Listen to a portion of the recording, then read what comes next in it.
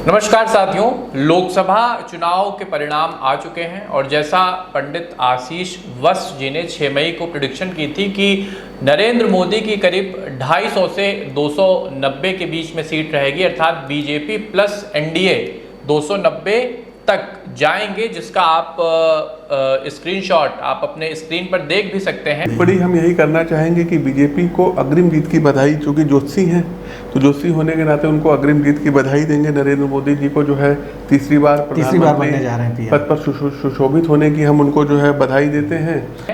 हूबहू लगभग रिजल्ट वैसा ही आया है। अगर सब कुछ ठीक रहा और कोई भीतरघात ना हुआ, लोग इधर उधर ना गए, तो नरेंद्र मोदी जी नेहरू के बाद पहले व्यक्ति होंगे जो लगातार तीसरी बार देश का नेतृत्व करेंगे। देखिए, जो रिजल्ट आया है उसको लेकर हम सभी के मन में एक थोड़ा सा संशय है कि बीजेपी अपने दम पर बहुमत से थोड़ा दूर रह गई है, ये बात सही है। और अब जो राजनीतिक सूरत हाल देश में बनी है, देश को करीब 10 साल के बाद गठबंधन की सरकार नरेंद्र मोदी जी के नेतृत्व में देखने को मिलेगी।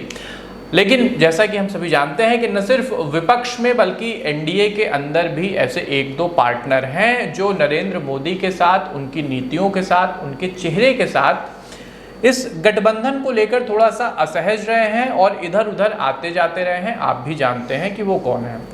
तो अब प्रश्न ये उठता है कि जो सरकार इतनी अनिश्चितताओं के गर्भ से जन्म लेगी, वो अपना जीवन काल 5 साल का पूर्ण कर पाएगी या नहीं, अथवा देश को फिर से मध्यावधि चुनाव करीब 25 साल के बाद देखने को मिलेगा।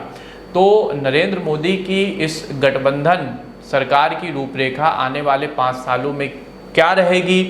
कहीं कोई व्यक्ति अपने राजनीतिक स्वार्थ के लिए एनडीए से इंडिया गठबंधन की तरफ तो नहीं चला जाएगा?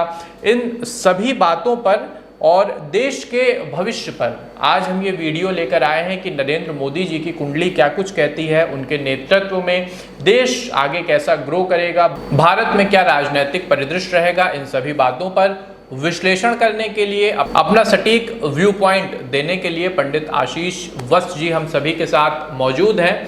और पंडित जी आज बताएंगे कि नरेंद्र मोदी का विशेष रूप से राजनीतिक भविष्य और उनकी सरकार का जो भविष्य है वो क्या रहने वाला है। तो पंडित जी, आपका हार्दिक स्वागत और अभिनंदन है। जैसा आपने 6 मई को बताया, फिर तमाम टीवी चैनलों पर आपने जो प्रेडिक्शन की, टीवी चैनलों के माध्यम से बताया कि बीजेपी प्लस एनडीए 250 से 290 के बीच में रहेंगे। एग्जैक्टली वही फिगर है। बीजेपी को 239-240 सीटें हैं और एनडीए 91, 291, 92 के एकदम वही रिजल्ट ही है। तो अब आगे क्या? 10 साल बाद नरेंद्र मोदी गठबंधन सरकार के नेता बनने जा रहे हैं और क्या कुछ रहने वाला है? Up to you. संपूजिका नाम परिपालका नाम यतेन्द्रिया नाम च तपोधना नाम देशस्य राष्ट्रस्य कुलस्य राज्ञाम करोति मंगलम भगवान विष्णु। नमस्कार, जय श्री राम साथियों। और शिवम जी, बहुत बहुत धन्यवाद। सबसे पहले तो मैं बधाई देना चाहता हूं हमारे देश के यशस्वी प्रधानमंत्री नरेंद्र मोदी जी को कि तीसरी बार वो प्रधानमंत्री बनने जा रहे हैं।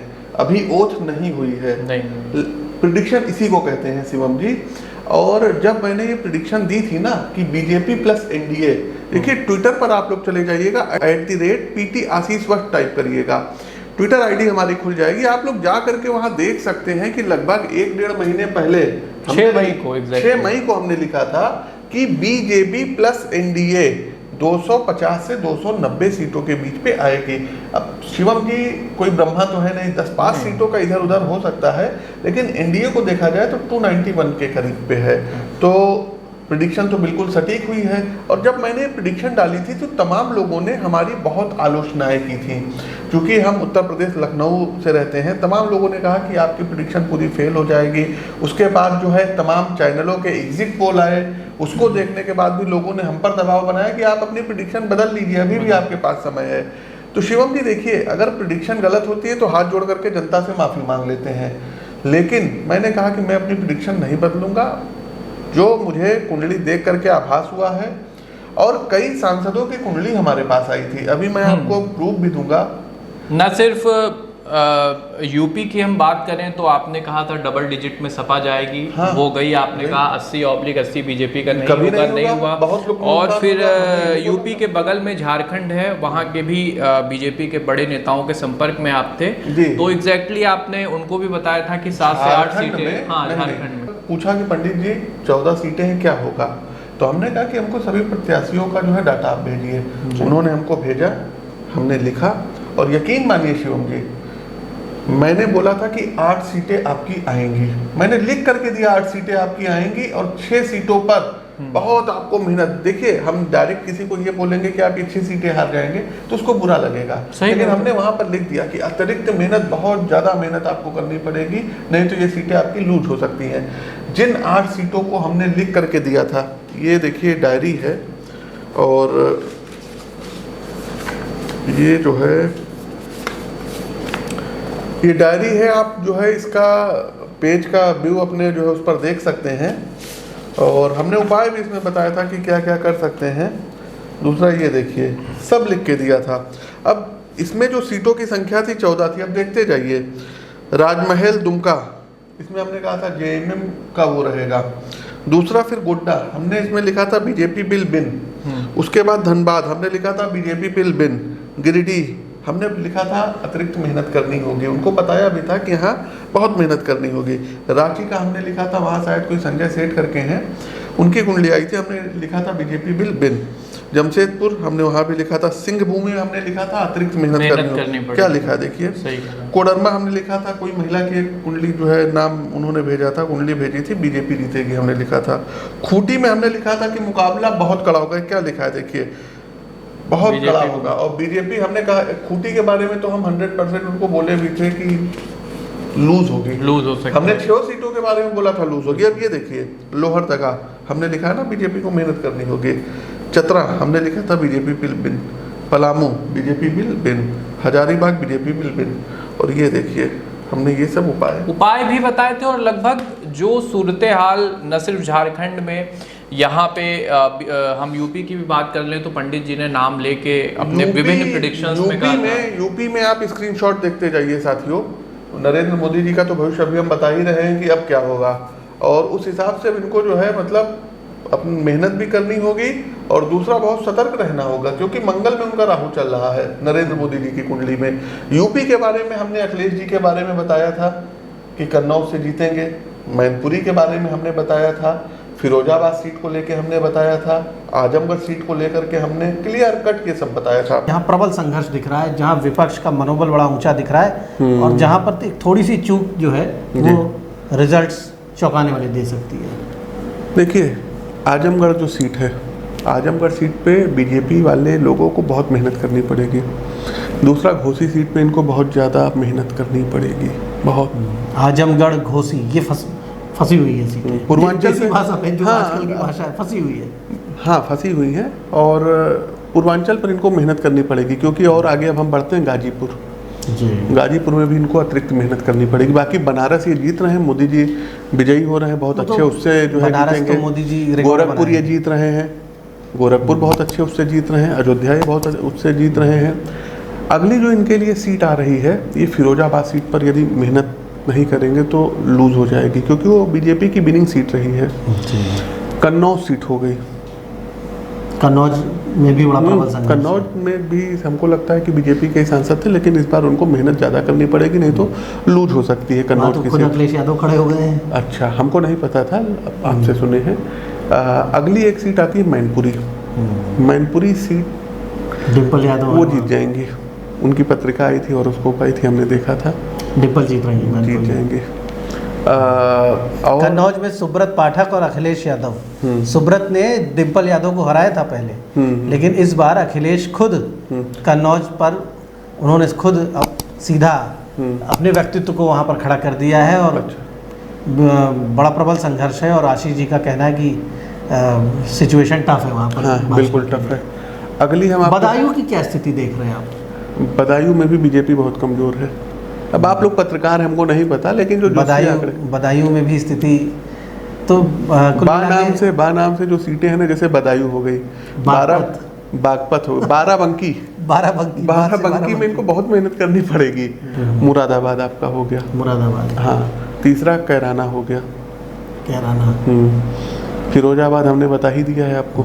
जौनपुर के बारे में भी कुछ चर्चा आप कर रहे थे थोड़ी देर पहले। जौनपुर का यदि हम बताएं तो जौनपुर में भी इनका मामला फंसा हुआ है। अब सारी सीटों का अभी मत पूछ लीजिए। एक चीज ये भी है कि जैसा आपने कहा मंगल में राहु चल रहा है, तो क्या ये हो सकता है, जो कि मंगल ग्रहों में सेनापति है, हाँ। और राहु है भ्रम।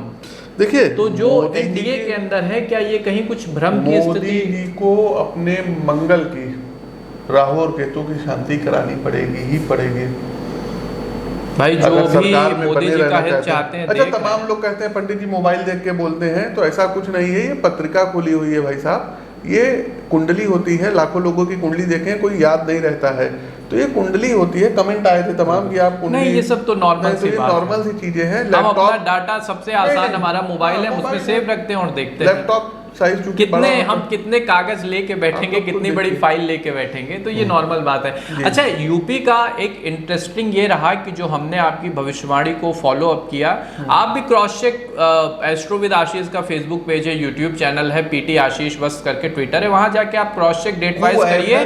कू ऐप पर है, उसमें यूपी में तो मुझे जो सरसरी मैं नजर से देखूं, जो मुझे याद है कि अगर हम पूर्व से शुरू करें तो आपने कहा था गाजीपुर मुश्किल में है, घोसी मुश्किल में है, बाराबंकी भी मुश्किल में है। बाराबंकी सीटों के बारे में, हाँ, बाराबंकी का भी आपने मुश्किल ही बताया था, टफ फाइट है। और वो और मतलब डबल डिजिट में सपा का जाना, खुद सपा के बहुत से कार्यकर्ता जो ऑफ द स्क्रीन बात कर रहे थे, उनको खुद नहीं भरोसा था। तमाम विधायक आते थे, हमसे पूछते तो गुरु जो है तमाम जो प्रभारी वगैरह थे, अब तो एक कैसरगंज के प्रभारी बने हुए थे सपा के, वो आए कहे हम जीत रहे हैं गुरुजी। हमने कहा संभव है। और कैसरगंज में भाई जो उनका दबदबा था, वो नहीं, अब हम वो सब नहीं बोलेंगे, लेकिन हाँ वो जीते हैं। एक चीज हमने पहले प्रेडिक्शन इसकी की थी। इसके अलावा आप चाहे जो है क्या कहते हैं, कैसरगंज के अलावा अगर आपको देखना हो तो आप गाजीपुर सीट का देख सकते हैं, आजमगढ़ का देख सकते हैं, आप घोसी। अच्छा, ये तो अब पूरी बातें प्रेडिक्शन में हो गई। और आपके पेज से लोग जो मेन इंटरेस्टिंग पॉइंट है, कैराना का भी बोला था, हाँ, कैराना का भी था। अब इसके बाद जो मेन इंटरेस्टिंग पॉइंट है, जो लोग जानना चाह रहे हैं कि 2024 से 2029 के बीच में श्रीमान नरेंद्र मोदी जी का, और नरेंद्र मोदी जी और जो नरेंद्र मोदी जी से भारत का भविष्य और इनकी पार्टी का भविष्य जुड़ा है, ये देश जाएगा किस तरफ? क्योंकि 10 साल के बाद गठबंधन की राजनीति के मुहाने पे नरेंद्र मोदी जी के नेतृत्व पे देश फिर खड़ा हो गया है। और जैसी लूटमार 2014 में मची थी, उससे त्रस्त आके हमने 2 बार डिसाइसिव मैंडेट देखा। तो अब नरेंद्र मोदी जी देश को किधर ले जा रहे हैं गठबंधन की राजनीति में, जबकि नीतीश कुमार और चंद्रबाबू नायडू दोनों एक बार इनके साथ असहज रह चुके हैं, आते जाते रहे हैं। तो क्या देख रहे हैं आप लोग? ये खास तौर पे पर्सनली सैकड़ों लोगों ने मुझसे पूछा कि पंडित जी से कहिए इस पे अपना व्यू दें। तो भाई उनकी जो शंका है, उनकी जो अभिलाषा है, उसको बताएं कि क्या कुछ होने जा रहा है। अच्छा, आप भी देखिए भगवा पहने हुए हैं। हाँ, भगवा भाई 239 इतने विरोध के बाद एक पार्टी जीत रही है 10 साल के बाद। जी। तो उनकी मेहनत को तो हम नतमस्तक करेंगे। अच्छा, हाँ, एक चीज और था, तमाम लोगों ने उसमें कमेंट भी किया था कि पंडित जी, नरेंद्र मोदी जी की तो ये रियल डेट ऑफ बर्थ हो नहीं सकती है, वहां पर जो है वृश्चिक लग्न की कुंडली बन रही है। और हमने क्या कहा था कि हमारे गुरुजी उनके पास उनके भाई लेकर के आए थे, तो actual date of birth authentic थी, तभी ये प्रेडिक्शन एकदम आप देखिए। अरे यूट्यूब पे इतने ज्योतिषियों ने अजीब प्रेडिक्शन की कि मोदी जाने वाले हैं, झोला उठा लें, ये वो। मतलब आप जब किसी व्यक्ति के बारे में ऑथेंटिक जानकारी नहीं रखते हैं, केवल टीआरपी और व्यूज बढ़ाने के लिए, ज्योतिष को बदनाम करने के लिए कोई भी आप अपना व्यू दे दें, तो वो चीज सही नहीं है। उतना ही बोलिए जो ऑथेंटिक। शिवम जी, तमाम AM PM चैनल वाले जो होते हैं, ये केवल जो है जनता को मूर्ख बनाने के, अंधेरे में रखते हैं, व्यू के चक्कर में पैसा कमाने के लिए, टीआरपी का। और दूसरा एक चीज, ऐसे जो ज्योतिषी उनके चैनल पर आते हैं, उनको जो है हम बताएंगे वो अब वो रिजल्ट के बाद आपको दिखाई नहीं देंगे, और रिजल्ट के बाद भी आते हैं, वो अपनी ढीठता पे रहते हैं। देखिए, कुछ लोगों का जन्म जो होता है दूसरों को परेशान करने के लिए होता है। दुष्ट उदय जन आरती हेतु यथा प्रसिद्ध अगम ग्रह केतु, तो राहु केतु के समान होते हैं। कालनेमी आप जानते थे ना, तो कालनेमी समान है। वो लोग आएंगे, आ करके उल्टी सीधी प्रिडिक्शन देंगे, उसके बाद उनको लगेगा कि हम आगे भविष्य में जब दूसरे पार्टी की सरकार आएगी तो हमको कोई पुरस्कार दिया जाएगा या हम एमएलसी या राज्यसभा जाएंगे। लालच से ज्योतिष को दूर रखें, इन सबसे दूर रहना चाहिए, तभी प्रिडिक्शन सही निकलेगी। अब बताइए पंडित जी, टू द पॉइंट, जो हमारा प्रश्न था 24 से 29। सबसे पहले देखिए, नरेंद्र मोदी जी की कुंडली में, जन्म कुंडली का दूसरा सातवां भाव जो होता है, इसको मार्केस की दशा बोलते हैं, मारक भाव बोलते हैं। तो मंगल की महादशा चली 2030 तक, और ये मंगल की दशा इनकी कुंडली में लगी थी, ये 2023 में लगी थी। ओवरऑल 7 साल की ये महादशा मंगल की होती है, और अभी मंगल की महादशा में राहु की अंतरदशा चल रही है और सूर्य की प्रत्यंतर दशा चल रही है।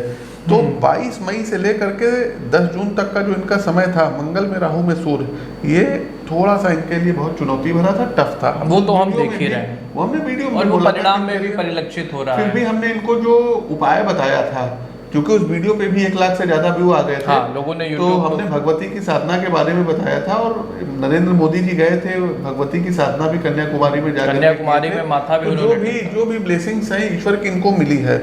अब इनको सबसे पहला काम क्या करना चाहिए? मंगल की शांति करवाएं और हनुमान जी को प्रसन्न करें। हनुमान जी की आराधना मस्ट है। हनुमान जी की आराधना करें। हनुमान बड़वानल स्तोत्र का 1.25 लाख पाठ करवा करके। अच्छा, इस ग्रहों की जो पोजीशन है इनकी कुंडली में, इसका इनके आगे के 2 से 2.5 साल के राजनीतिक भविष्य में क्या असर पड़ता है? क्योंकि लग्न कुंडली अगर देखें तो इनकी मंगल जो है द्वितीय भाव में मंगल बैठे हैं, तो मंगल पर जो राहु की दृष्टि पड़ रही है, ये नवम दृष्टि पड़ रही है। तो राहु मंगल को वहां पर पीड़ित कर रहा है, कहने का मतलब ये है। अच्छा, एक चीज अच्छी है कि इनकी कुंडली में 6ठे भाव में राहु बैठा है। 6ठा भाव जो होता है शत्रुहंता बनाता है, तो इनकी कुंडली में शत्रुहंता बने हैं, लोग इनके ऊपर प्रेशर देंगे, खूब प्रेशर देंगे कि नहीं हमको ये मंत्रालय चाहिए, वो मंत्रालय चाहिए, हमको जो है मतलब इतना बजट चाहिए, उतना बजट चाहिए। इनके ऊपर उसका कोई फर्क नहीं पड़ेगा, क्योंकि ये जो दो होता है दो ये जो है टीडीपी और जेडीयू, इनको राजनीति में कहा जाता है ये हार्ड बार्गेनर्स हैं। मतलब ये अगर अपना समर्थन देते हैं तो उसका कड़ा मुनाफा भी वसूल करते हैं। और एक बात ध्यान रखिएगा, 2025 में बिहार में चुनाव है, जिसका प्रेडिक्शन हम लेकर आएंगे। तो नीतीश कुमार बहुत, देखिए, एक क्रूशल बहुत बड़ी चीज अभी हम बता दें, मंगल की महादशा तो चल रही है, मंगल रिस्क भी दिलाता है, लेकिन जैसे आपने नीतीश कुमार का बताया, उनकी कुंडली देख रहे थे तो उनकी संकटा योगिनी दशा प्रारंभ होने वाली। तो होगा क्या, अगर वो मान लीजिए बीजेपी से टूट करके जाते हैं दूसरे दल में, तो बिहार में भी खत्म हो जाएंगे। ये आज हमारी प्रेडिक्शन आप नोट कर लीजिएगा। अच्छा, आप एक चीज देखिए, ये जो पूरे रिजल्ट आए हैं, यूपी में हम मानते हैं कि भाजपा को झटका, लेकिन बिहार को देखिए, 40 में से करीब 30 सीटें एनडीए ला रहा है। यानी कि जो नीतीश कुमार जी को नरेंद्र मोदी से जो इनका गठबंधन हुआ है, उसका अच्छा लाभ बिहार में देखने को नीतीश जी को मिला। और कहीं ना कहीं नीतीश जी इस बात को जानते हैं कि जो मोदी का एक डिसाइसिव नेतृत्व है नरेंद्र मोदी का, उसका लाभ उनको बिहार के आने वाले जो विधानसभा चुनाव है उसमें मिलेगा। जी जी, मंगल चूंकि जो है इनका 0 डिग्री का है, तो अपने मंगल को ये स्ट्रॉन्ग करें। मंगल जो है इनके पार्टनर भाव के भी अधिपति हैं, नरेंद्र मोदी जी। हाँ, नरेंद्र मोदी जी। अच्छा। तो साझेदारी का भाव होता है, साझेदारी। हाँ, तो अब तो ये साझेदारी की सरकार है, तो इनको अब अतिरिक्त सावधानी बरतनी पड़ेगी। खास करके जैसे अभी हम देख पा रहे हैं, मंगल में राहु की अंतरदशा 4 अगस्त 2024 तक रहेगी। मंगल में जब शनि आएगा 11 जुलाई 2025 से 19 अगस्त 2026 के बीच में, तब भी इनका थोड़ा सा जो है क्रूशियल पीरियड आएगा। मतलब ये जो 24 से 26 के बीच में मोटा मोटा बात करें, जी, तो इन रहेंगे तो ये, लेकिन चुनौतियां आती रहेंगी। एक्चुअली में इनको ना लोग जो है मतलब एक प्रकार से कह लें कि बंदर भुड़की लोग देंगे, डराने की या कहेंगे, डरेंगे नहीं। वैसे राजनेता है भी नहीं, डिसाइसिव काम करते हैं, या तो हाँ, ये चीज हमने देखा। ये चुनाव में फिर जाना पसंद करेंगे, डरेंगे नहीं। मतलब मध्यावधि चुनाव से भी आप मना नहीं कर रहे हैं, बिल्कुल, उसकी भी कहीं ना कहीं पोजीशन बना रहे हैं जी। लेकिन ऐसा बहुत मुश्किल है होना। बाकी 2000 जो मतलब हमने समय बताया था 25 से 26, और दूसरा एक अगस्त 27 से लेकर के और जनवरी 28 का जो पीरियड रहेगा मंगल में केतु का रहेगा, वो भी पीरियड इनके लिए ठीक नहीं रहेगा। अच्छा, 27 से, क्योंकि 29 में अब चुनाव होने हैं, हाँ, तो अगर हम यूपी नरेंद्र का मोदी की इलेक्शन बात होगा। करें, हाँ 27 में यूपी हाँ, का यूपी इलेक्शन है, होगा। तो ये जो दो मतलब महारथी हैं बीजेपी के, एक केंद्र में नरेंद्र मोदी और यूपी में हमारे पूजनीय योगी आदित्यनाथ जी, क्या कुछ रहने वाला है योगी जी के लिए? 27 में क्या रहेगा और 29 आते आते भाजपा का क्या पराभव होगा, या हम योगी जी के नेतृत्व में एक नई भाजपा का उदय देखेंगे?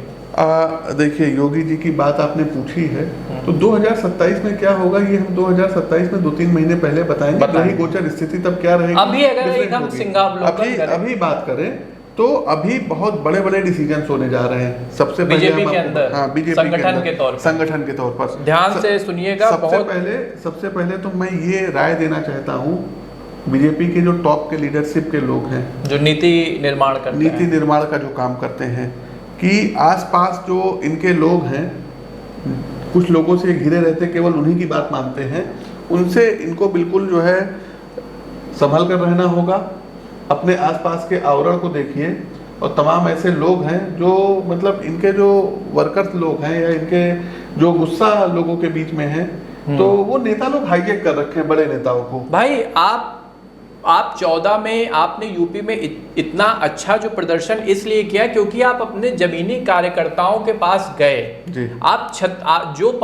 जो दूसरी पार्टियां गलती करती रहीं कि वो क्षेत्रीय छत्रपों से घिरे रहते थे। जी। हमारे सांसद ने कुछ बता दिया, हमारे विधायक ने कुछ बता दिया, और नेताजी ने उसी को सुन के फैसला ले लिया। दूसरा भाव मोदी जी की कुंडली में, दूसरा भाव चंद्र मंगल महालक्ष्मी जो है मतलब योग बना हुआ है, दूसरा भाव वाणी का भी भाव होता है।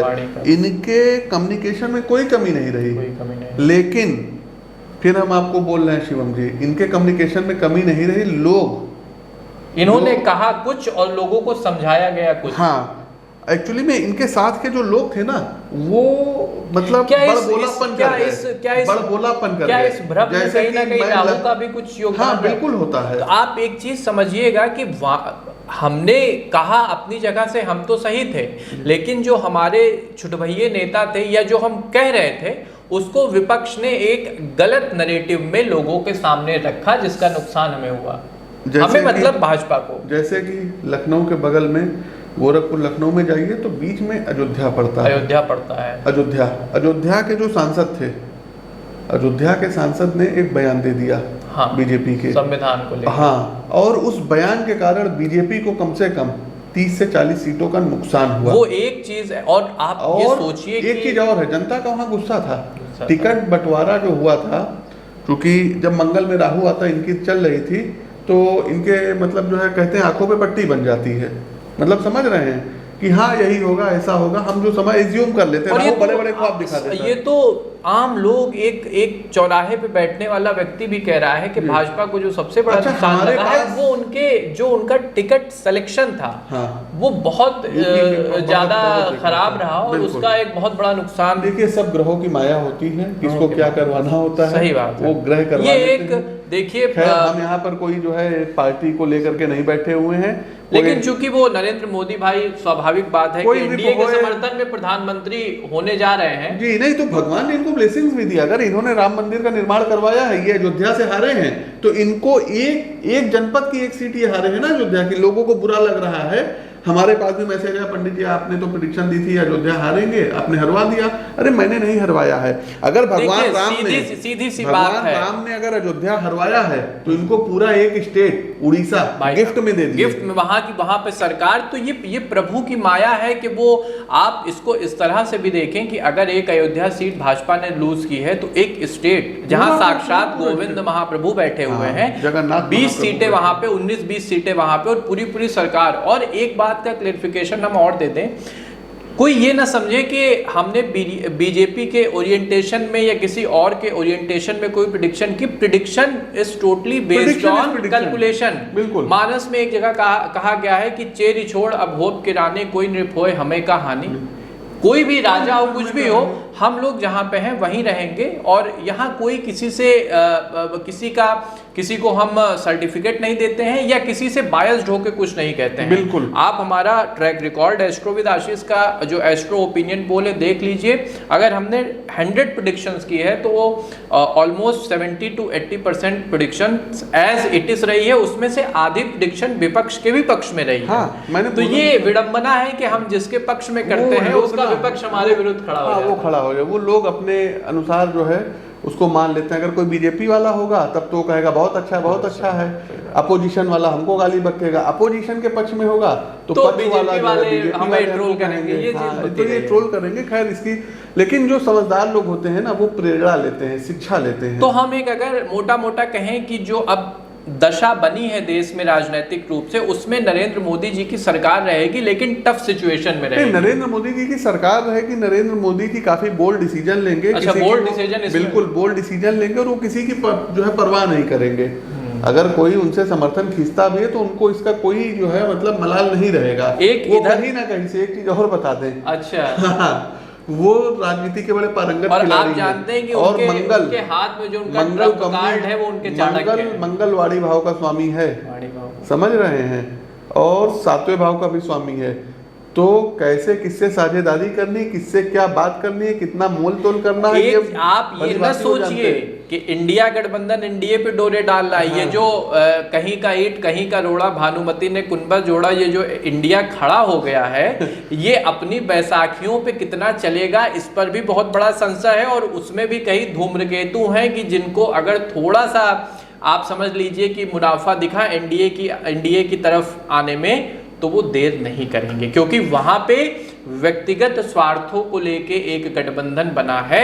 देश हित में अगर आप कहें तो मैं उसको नहीं मानता हूं। उनका अपना एक स्वार्थ है कि हमें लार्जर रूप पे बीजेपी को रोकना था, तो वो सब साथ आ गए, अन्यथा वो धुर विरोधी हैं। हाँ। यही कांग्रेस और यही आप पंजाब में लड़ रहे थे और दिल्ली में साथ थे, यही टीएमसी और यही कांग्रेस बंगाल में लड़ रहे थे और इंडी गठबंधन। तो ये एक अजीब सी कहानी है और नरेंद्र मोदी जी के फ्यूचर को लेके, उनके वर्तमान को लेके ये एक छोटा सा हमारा वीडियो था प्योरली कुंडली विश्लेषण के आधार पे, जिसमें हम कह सकते हैं कि मोदी जी बनेंगे अगर कोई अन्यथा भीतरघात नहीं होता है या किसी की एकदम से व्यक्तिगत इच्छाएं या स्वार्थ नहीं जाग जाते हैं, उसके विषय में हम कुछ नहीं कह सकते। अन्यथा उनकी कुंडली और जो अभी ग्रहों की पोजीशन देखें तो उनके लिए काफी पॉजिटिव है। फिर कह रहे हैं मंगल की शांति करवा लें, मंगल की शांति। हाँ, मंगल की शांति करवा लें। और एक ऐसे नरेंद्र मोदी जी से ये मतलब हमारी प्रार्थना भी है कि एक ऐसे हनुमान जी के मंदिर को स्थापित करवाएं जो बिल्कुल जो है